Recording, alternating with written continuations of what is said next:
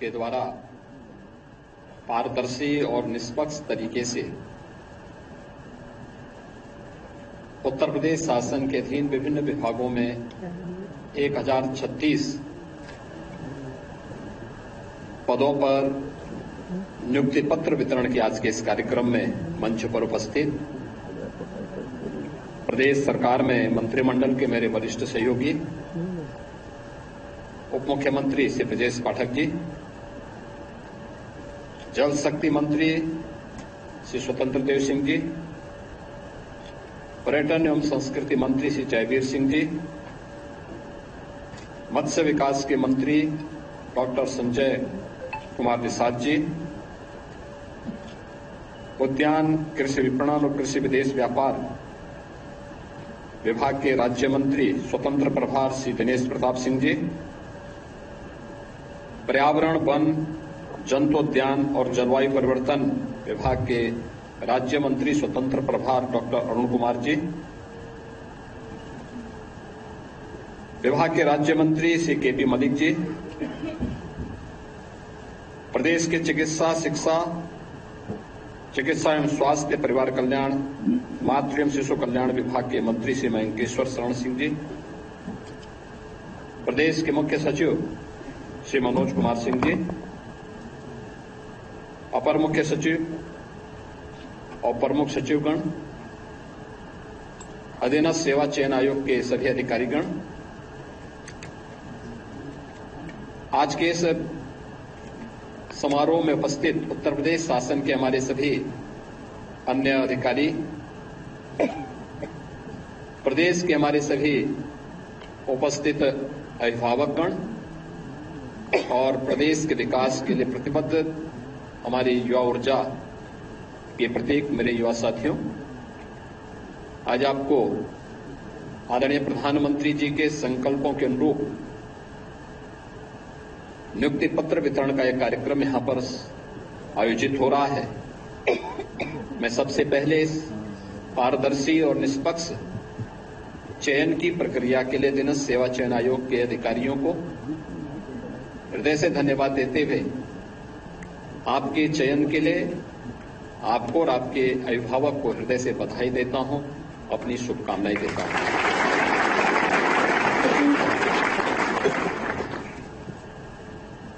आपके ही प्रदेश में आपको नियुक्ति मिल जाए और भी सरकारी सेवा में बिना किसी सिफारिश के, बिना किसी लेन देन के,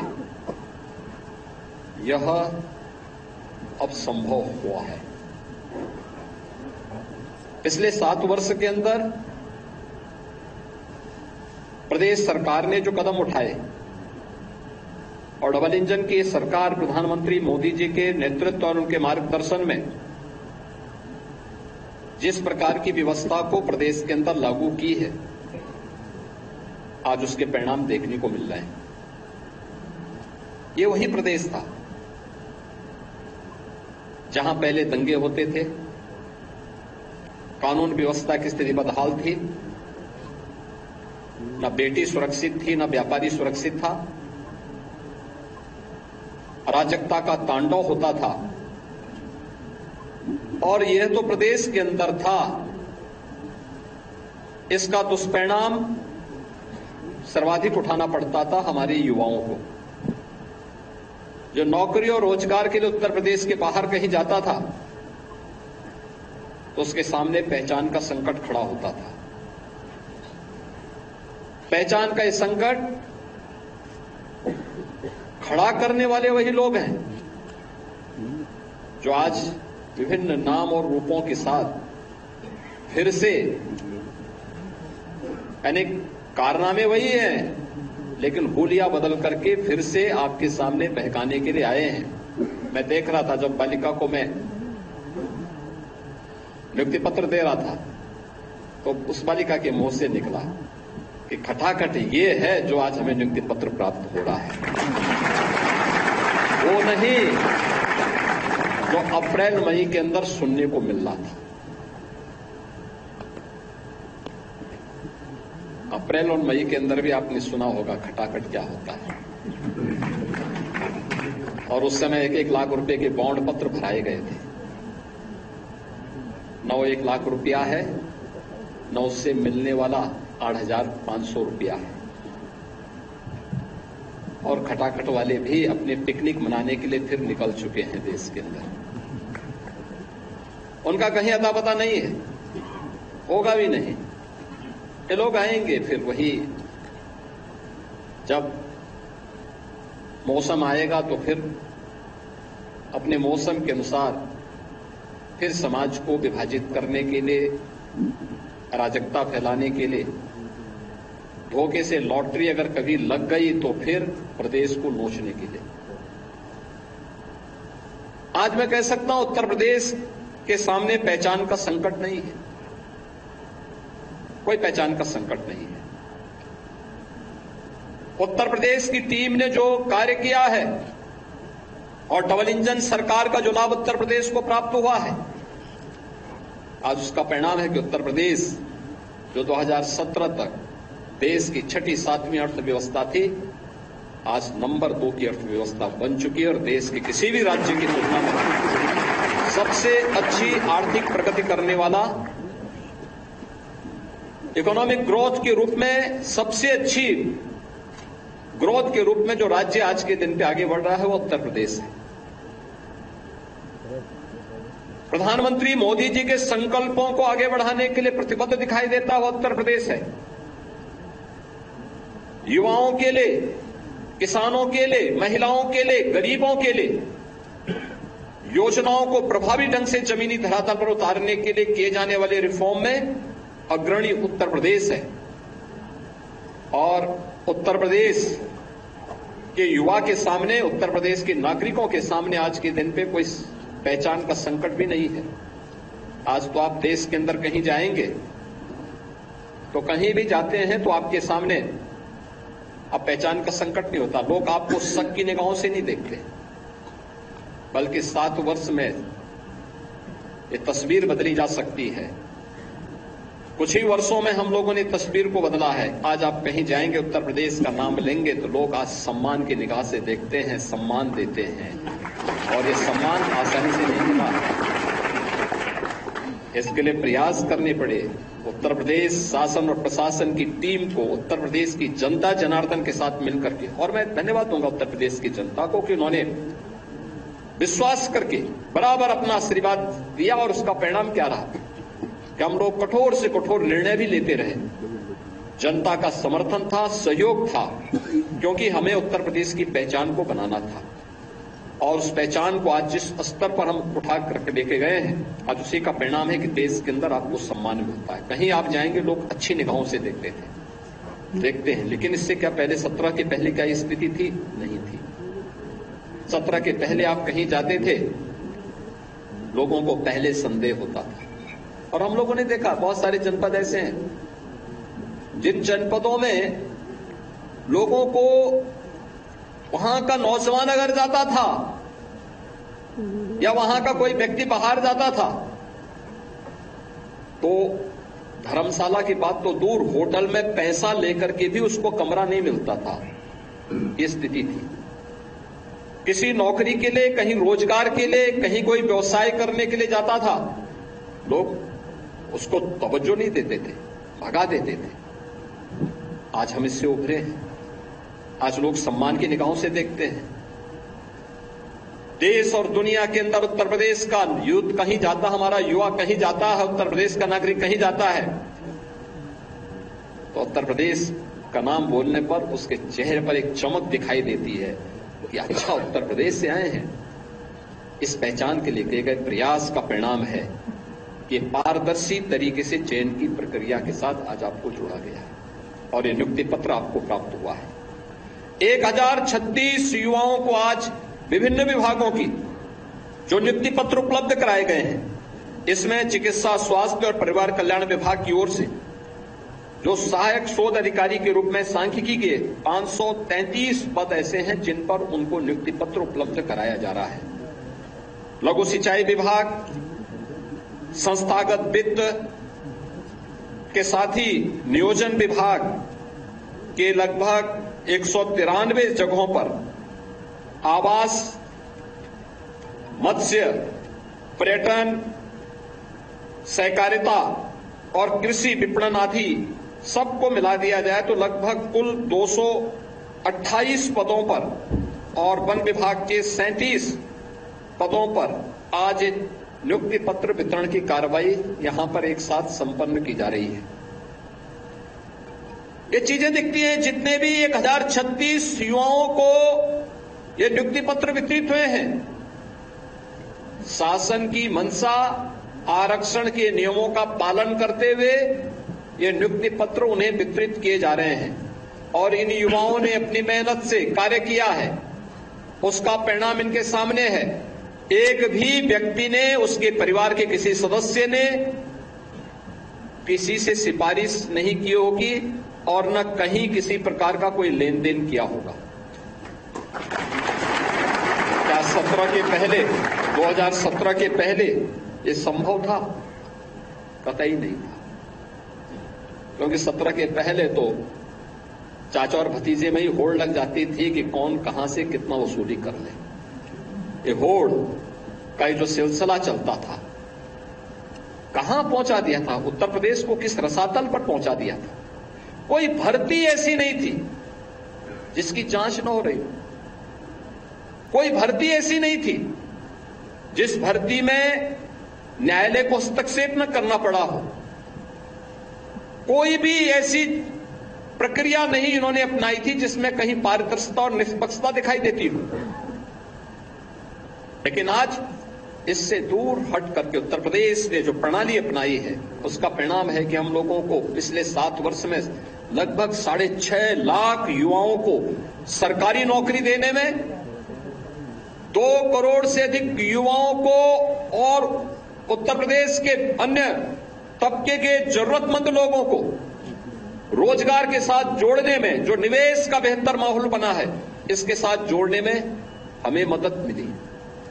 और आज इसी का परिणाम है कि बेरोजगारी की दर उत्तर प्रदेश के अंदर आज न्यूनतम स्तर पर है।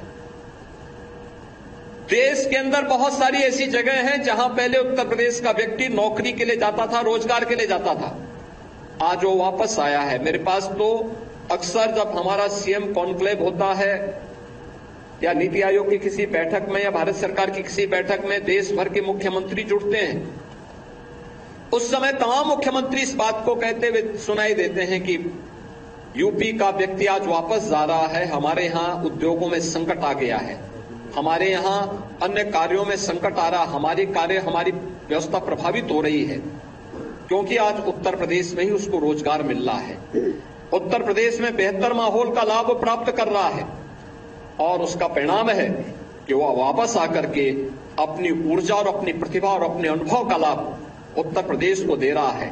और उसकी प्रतिभा, उसकी ऊर्जा का लाभ का परिणाम है कि उत्तर प्रदेश जो पहले 6ठी 7वीं अर्थव्यवस्था थी, आज नंबर 2 की अर्थव्यवस्था बनकर के नंबर 1 की लड़ाई में अपने आप को आगे है। और आज उसी प्रक्रिया के साथ जोड़ने के लिए मैं स्वयं यहां पर आपके बीच आया हूं।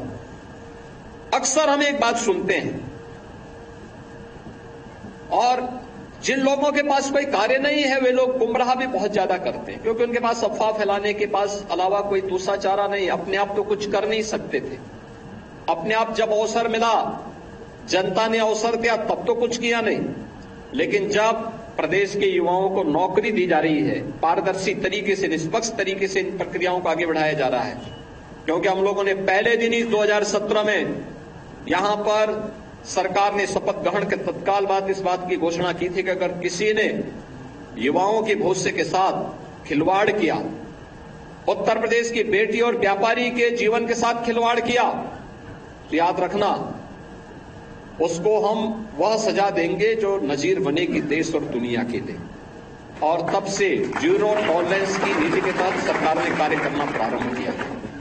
आज परिणाम क्या है? उत्तर प्रदेश इन सभी कार्यों के लिए जाना जा रहा है, हर कार्य में अग्रणी भूमिका के साथ आगे बढ़ रहा है।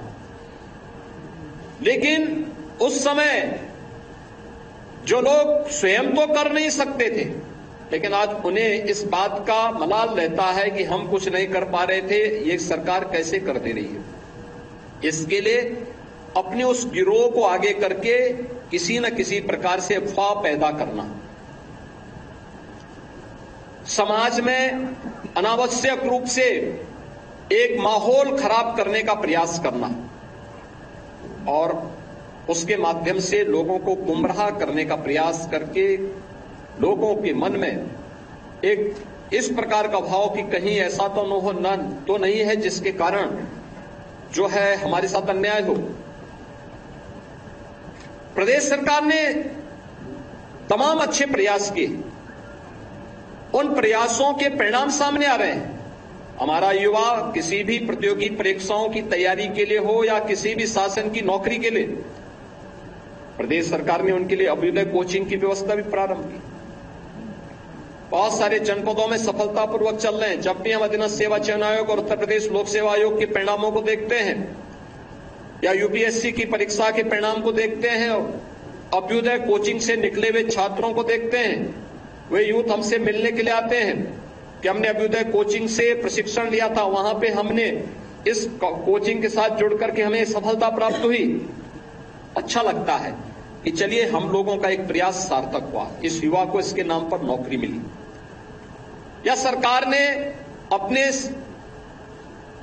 शिक्षा के केंद्र को भी, जो हमारे उच्च शिक्षा के केंद्र थे, टेक्निकल एजुकेशन से जुड़े हुए थे, मेडिकल एजुकेशन से जुड़े हुए थे, वोकेशनल एजुकेशन से जुड़े हुए थे, इन सब की स्ट्रेंथनिंग की, इनकी सुदृढ़ता के लिए भी कदम उठाए। परिणाम सामने आ रहे हैं।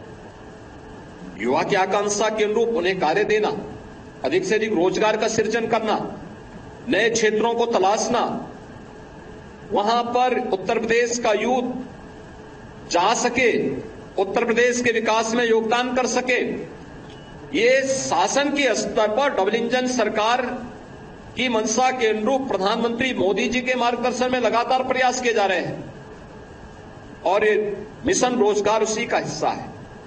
लेकिन जो लोग स्वयं तो कर नहीं सकते थे, लेकिन आज इस पारदर्शी प्रक्रिया में व्यवधान डालने का कार्य करते हैं,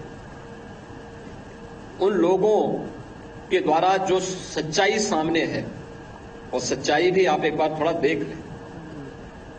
उत्तर प्रदेश में 2012 से 17 के बीच में अधीनस्थ सेवा चयन उत्तर प्रदेश लोक सेवा आयोग के द्वारा जो चयन हुए थे, कुल 26,394 पदों पर कुल नियुक्ति की प्रक्रिया संपन्न हुई थी, जो कि इसमें से तमाम मामले अभी भी सीबीआई के जांच के दायरे में हैं और उस समय के उत्तर प्रदेश लोक सेवा आयोग की छवि और उसकी कार्यप्रणाली, मुझे लगता है उत्तर प्रदेश का उस समय का कोई ऐसा युवा नहीं रहा होगा जिसने प्रश्न न खड़े किए हो उसके। और उस समय सामान्य पद की जो भर्ती हुई थी उसमें 13,469, ओबीसी के कुल 6,964, एससी के 5,634 और एसटी के 327 युवाओं का चयन हुआ था। ओबीसी का जो प्रतिशत है इसमें केवल 26.38% है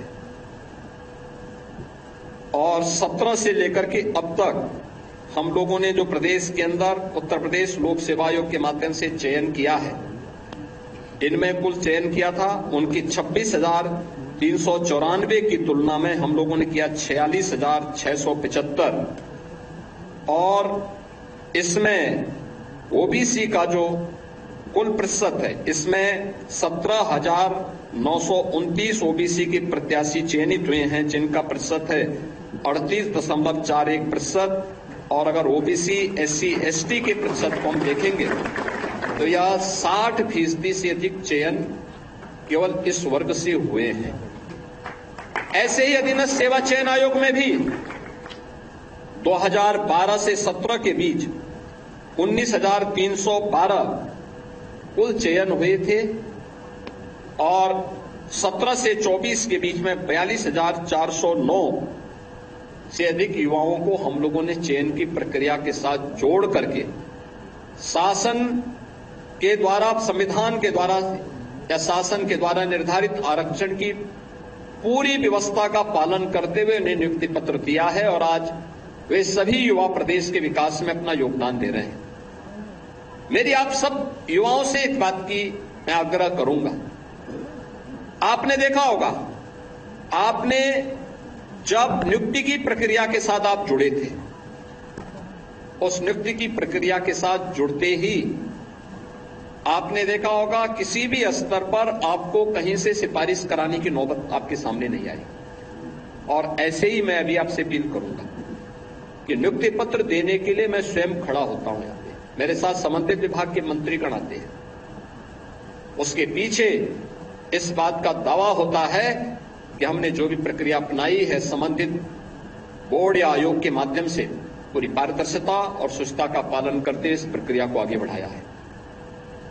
और इसलिए मैं भी आपसे इस बारे में हम लोग भी अपेक्षा रखते हैं, अगर आपकी आकांक्षा के अनुरूप आपको नियुक्ति की प्रक्रिया के साथ जोड़ करके सरकारी नौकरी मिली है, तो आप भी वहां पर जो सबसे अच्छा हो सकता है उसको परफॉर्म करने के लिए अपने आप को तैयार करें। क्योंकि अगर प्रदेश विकास करेगा, उत्तर प्रदेश विकास करेगा, विकास के नए नए सोपान को छुएगा, तो इस विकास का सीधा लाभ देश को प्राप्त होगा। और अगर प्रधानमंत्री मोदी जी की मंशा के अनुरूप 2047 तक भारत को एक विकसित भारत के रूप में स्थापित करना है, तो हमें इसके लिए इसकी शुरुआत उत्तर प्रदेश में करनी होगी। और उत्तर प्रदेश के लिए सभी 25 करोड़ लोगों को इस संकल्प के साथ, प्रतिबद्धता के साथ जोड़ना पड़ेगा। ये प्रतिबद्धता के लिए जोड़ने के लिए मैं आपसे कहूंगा कि हम सरकारी नौकरी प्राप्त करने के बाद ये न माने कि साहब अब तो हमारी जिम्मेदारी समाप्त। हमारे मन में एक ललक होनी चाहिए और भी अच्छा करने की, अपने स्तर पर विभाग की छवि को और बेहतर करने की।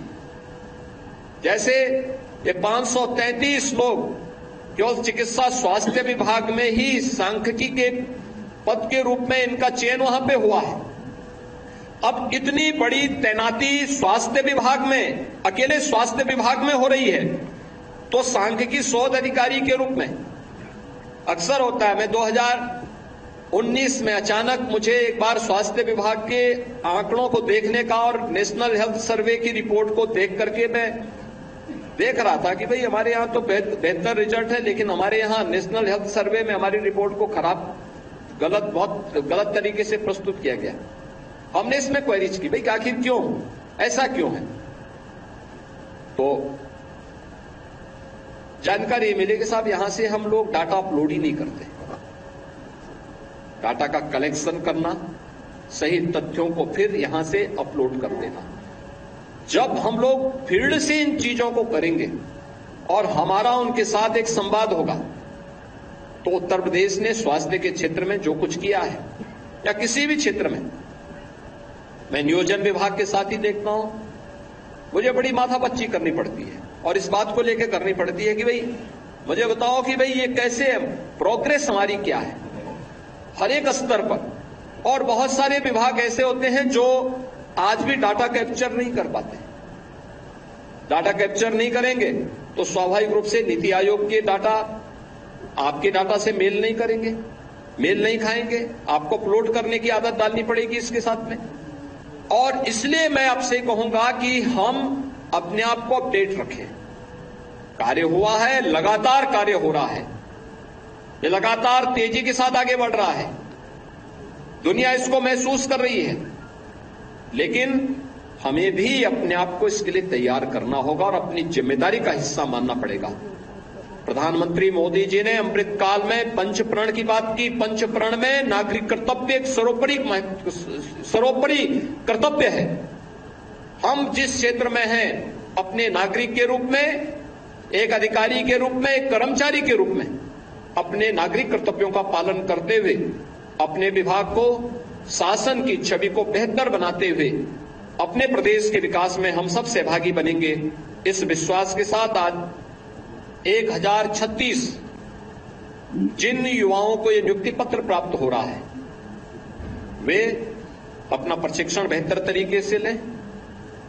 नियुक्ति की प्रक्रिया के साथ जुड़ने के साथ ही उन्हें जो सबसे उत्तम उनके जीवन का कार्यकाल होगा इस 10 वर्ष के अंदर उन्हें अपनी नींव को सुदृढ़ करना है। तब 30-35 वर्ष का उनका सर्विस का कार्यकाल उनके लिए बहुत ही अच्छा होगा, सुखद होगा। और जब 30-35 वर्ष के बाद वे अपने सर्विस से रिटायर करेंगे, उस समय उनके सामने एक उज्जवल भविष्य की तस्वीर उनके सामने दिखनी चाहिए। ऐसा नहीं कि चयन की प्रक्रिया तो हो गई और उसके बाद वो निश्चिंत बैठ गए और वहीं से फिर लुढ़कना शुरू होता है और व्यक्ति वहीं से फिर भटकाव की स्थिति में जब आता है तो रिटायरमेंट के पहले ही उनको घर जाने के लिए मजबूर होना पड़ता है और उस समय समाज के सामने, देश के सामने उनकी स्थिति मुंह दिखाने के लायक नहीं होती है। ऐसी कोई स्थिति ना आने पाए, यह हम जरूर ध्यान में रखें। याद रखना, कितना भी कोई व्यक्ति चालाकी दिखाए, अगर वह गलत है तो गलत का पर्दाफाश एक दिन होगा जरूर। कोई दुनिया की ताकत उसको बचा नहीं सकती है, ये हम मान करके चले। और मैं फिर आपसे कहूंगा कि जितना अच्छा हो सकता है उसको अच्छे को अच्छा करने की दिशा में और भी अच्छा करने की दिशा में हमारा प्रयास होना चाहिए। विभागों के बीच में एक होड़ बननी चाहिए, होड़ दिखनी चाहिए। होड़ इस बात की कि हम इस विभाग में कार्य कर रहे हैं, टेक्नोलॉजी का उपयोग करते हुए, हमारे यहां की आवश्यकता को ध्यान में रखते हुए ऐसा कौन सा इनोवेशन हो सकता है जो यूपी करे, यूपी का कोई विभाग करे और फिर देश उसको अंगीकार करे। बहुत सारे ऐसे कार्य हुए हैं, बहुत सारे ऐसे कार्य हुए हैं। अभी बहुत सारे ऐसे नवाचार हैं जिस दिशा में उत्तर प्रदेश ने कदम बढ़ाए। आज देश के अंदर उसकी डिमांड है। 1 डिस्ट्रिक्ट 1 प्रोडक्ट का है, विश्वकर्मा श्रम सम्मान का है, अटल आवासीय विद्यालय का है, पंचायत सचिवालय का है, टेक होम राशन का है, ऐसे तमाम ऐसे बीसी सखी का है। एक मॉडल बने हैं ये नवाचार यूपी से प्रारंभ हुआ, आज देश उसको अंगीकार कर रहा है। विभिन्न राज्य उसको मंगाते हैं। क्या मॉडल है, उनकी टीम यहां आ रही है। मैं कल देख रहा था, कल एक राज्य की टीम आई थी यहां पे, ये देखने के लिए कि यूपी में निवेश कैसे हो रहा है, यूपी में इसके लिए क्या कदम उठाए गए हैं, कैसे कैसे इन्होंने यूपी जैसे राज्य में निवेश एक सपना था। लेकिन आज इसी उत्तर प्रदेश में 40 लाख करोड़ रुपए से अधिक के निवेश के प्रस्ताव प्राप्त होते हैं। फरवरी में प्रधानमंत्री जी ने स्वयं 10 लाख करोड़ रुपए से अधिक के निवेश के प्रस्ताव का एक साथ शिलान्यास किया और इधर चुनाव हो रहे थे, इधर लगभग 1.5 लाख करोड़ रुपए के निवेश के प्रस्ताव प्रोडक्शन के लिए अपने आप को तैयार करिए। मेरे पास इस समय लगभग 8 से 10 ऐसे बड़े बड़े उद्योगों के प्रस्ताव आए हैं कि साहब हम चाहते हैं कि आप वर्चुअली सही लेकिन उद्घाटन कर देते, फिजिकली आ जाते तो बहुत अच्छा होता, लेकिन वर्चुअली ही सही आप एक बार उसका उद्घाटन तो कर देते। ये चीजें दिखाती है। जब अच्छा किया तो उत्तर प्रदेश को लाभ मिल रहा है, लेकिन दुनिया उसको देखने के लिए आ रही है कि निवेश कैसे होता है, क्या प्रक्रिया अपनाई, क्या कर दिया ऐसी कौन सी जादू की छड़ी थी कि उत्तर प्रदेश में देश का सबसे अच्छा और सबसे ज्यादा निवेश आ रहा है। हम लोगों को भी इनोवेशन की तरफ थोड़ा ध्यान देना होगा। कुछ नयापन। ये नयापन क्या हो सकता है, आप भी कर सकते हैं, आप भी उसका हिस्सा बन सकते हैं। वो आपके नाम पर भी वो व्यवस्था जानी जा सकती है। जैसे बेसिक शिक्षा में ऑपरेशन कायाकल्प किया गया, माध्यमिक शिक्षा ने भी किया कि हम लोग परीक्षा की प्रणाली को इतना लेंथी न बनाए कि वहां चला जाए, 3 महीने परीक्षा हो रही है, अगले 2 महीने में 3 महीने में फिर रिजल्ट आएगा, तो 6 महीने तो यही चला गया, फिर 2 महीने छुट्टी के हो गए तो 8 महीने बीत गए, फिर उसी में बीच में और भी कुछ तमाम, कभी बरसात आ गई, कभी सर्दी आ गई, कभी कुछ और आ गई, तो तब तो हो गए, तब तो आपने सपना साकार कर लिया, समृद्धि की सपनों को साकार तब तो हो गया। मैंने कहा नहीं, ऐसा नहीं हो सकता। प्रदेश सरकार ने ठाना कि नहीं भाई, हमें 15 दिन के अंदर परीक्षा करानी है, अगले 14 दिन के अंदर परिणाम देने हैं। आज उत्तर प्रदेश माध्यमिक शिक्षा इस कार्य को कर रही। बोर्ड की परीक्षाएं 14 दिन के अंदर पिछले सत्र में संपन्न हुई है और 14 दिन के अंदर परिणाम भी आ गए। ऐसे ही अन्य कार्यों को भी हम कर दे रहे हैं। अलग अलग विभाग के द्वारा अलग अलग कार्य किए जा रहे हैं। क्या हम इसके लिए तैयार हो सकते हैं? हमें भी तो अपने स्तर पर कुछ प्रयास करने चाहिए। आपके अपने आइडिया होंगे, समाज की अपनी आवश्यकता होगी, उसके लिए क्या हम अपने आप को तैयार कर सकते हैं? मुझे लगता है कि वह आज की आवश्यकता, हम उसके अनुरूप अपने आप को डालेंगे। इस विश्वास के साथ मैं एक बार फिर से, आज जब हम यहां पर आजादी के अमृत काल के ये दूसरे और देश की आजादी के 78वें दिवस के एक दिन पूर्व यहां पर एकत्र हुए हैं, मैं आप सबसे कहूंगा, आजादी का संकल्प पंच प्रण के साथ आगे बढ़ेगा। हर घर में तिरंगा भी लहराया जा रहा है। ये भारत के आन बान और शान का प्रतीक बनना चाहिए। हमें भी इसका हिस्सा बनना चाहिए। हम लोग दुनिया के अंदर अस्थिरता को देख करके सचेत हों। अपने देश की एकता को अपने देश की समृद्धि के साथ जोड़ते हुए हमें कार्य करना होगा और इस बात के संकल्प के साथ जुड़ना पड़ेगा कि देश है तो सब कुछ है। हमारे लिए अपने देश की समृद्धि सब कुछ होनी चाहिए। जाति, मत और मजहब